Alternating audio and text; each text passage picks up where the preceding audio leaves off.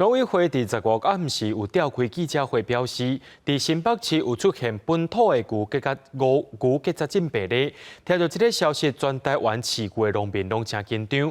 中央也随成立应变中心，要求苗栗以北县市3天内就要甲牛注疫苗。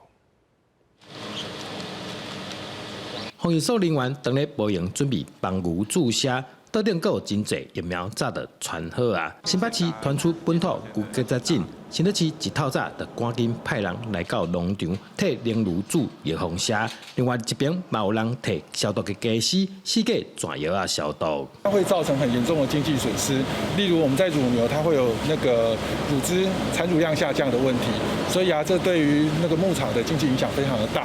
所以我们在防检局那边也要求我们要即刻的进行这个牛结节疹的疫苗的。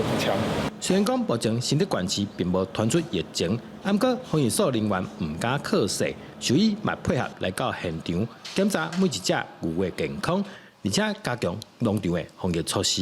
就是针对新竹市的市场养牛场，大概有500只的牛只全面施打牛结节疹的那个疫苗。